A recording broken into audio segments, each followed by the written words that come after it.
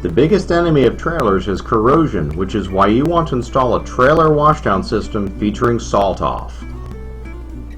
The first step is to determine where to locate each of the 12 spray heads included in the kit. The heads will be positioned where they sprayed water directly into areas that you want to protect. Now what you'll need to do is mark an X where each spray head will go.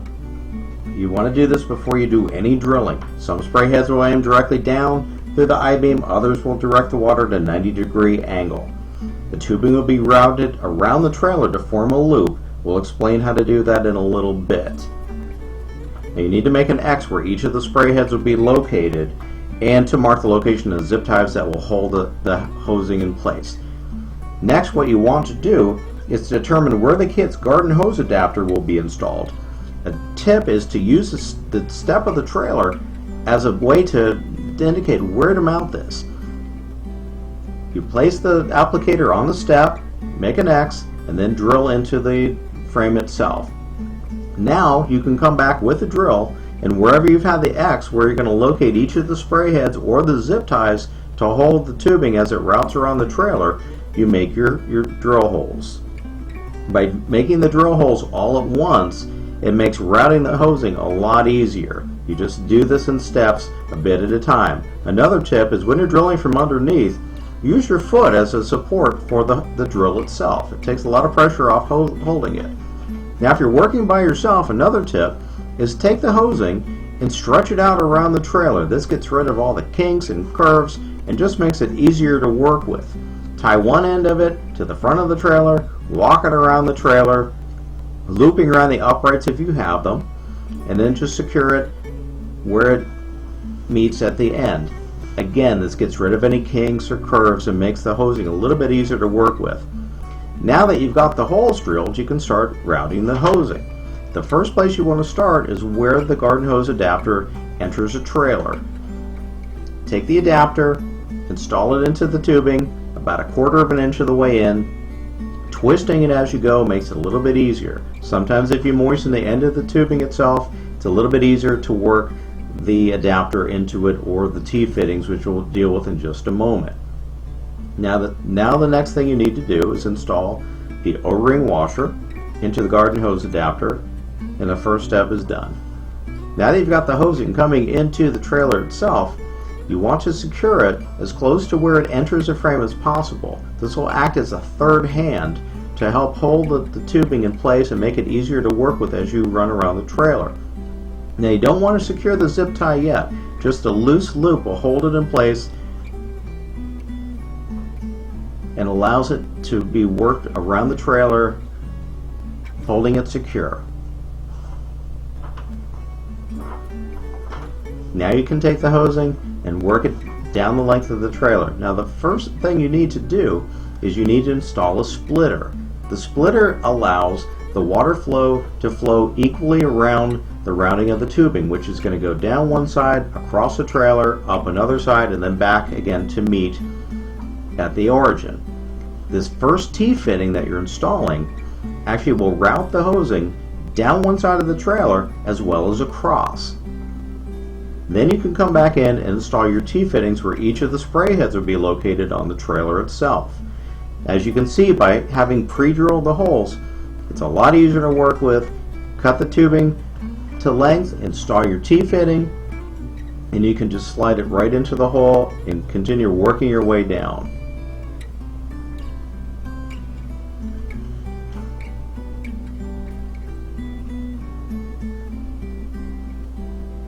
Now again, each T-fitting is installed, as the directions indicate, wherever you need to install a spray head. The tubing connects the hose to route it around, as well as connecting it to the spray head itself. So what we're doing here is we're just routing the hosing around first. Again, moistening the end of the tubing before you install it into the T-fitting makes it a little bit easier to install. Now that the tubing is installed along one side of the trailer, it's time to route it across to the other side, running it across at either an axle or a cross member. Now here's another tip. We've been installing zip ties to hold the tubing in place as we run it along the length of the trailer. However, if you've already got zip ties in place to hold the trailer's brake system or electrical system in place, go ahead and make use of those.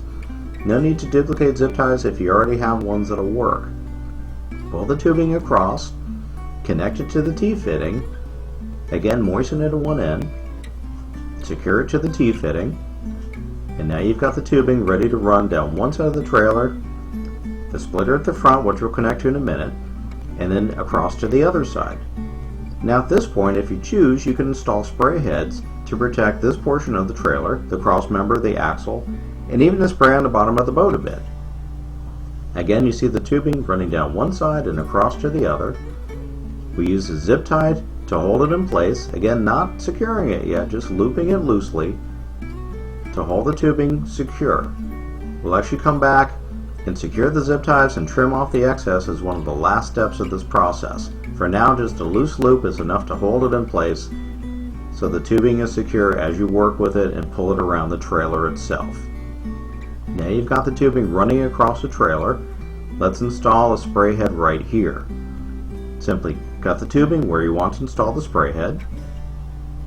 Install a T-fitting. Again, moistening it to insert it into the tubing makes it a little bit easier to work with. Installing one end and then the other in such a way as the T-fitting vertical is facing upwards. Now you can install a spray head right here to protect this portion of the trailer. Again, moistening the tubing makes it easier to install on the T-fitting. Twist it into place, snug a little bit, and now you're ready to install the spray head. Spray heads are very easy to install. They literally screw right into the tubing itself. Simply screw them in. It's a very easy, very secure way. And a short length of tubing connects it to the T-fitting. And don't worry if you inadvertently make this length a little bit too long, you can always come back later and trim it. Again, twist the tubing onto the T-fitting and you're good. Now as you can see, this spray head is loose. It's not installed through the I-beam. So you need to use a zip tie to hold it securely upright. Pull the zip tie around. In this case, yes, you do want to secure it and snug it. And as you can see, now the spray head is held securely in a vertical position to protect this portion of the trailer, as well as a little bit of the bottom of the boat.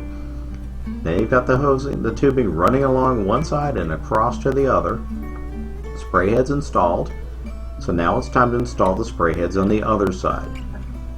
You'll be repeating the steps of running the tubing, attaching the spray heads, using the zip ties to secure it, and then run the tubing back across the other side of the trailer to meet the splitter. Now the circuit is complete and you're ready to use the salt off. Fill the applicator with salt off, attach it to the garden hose, attach the other end to the garden hose adapter on the trailer washdown kit itself.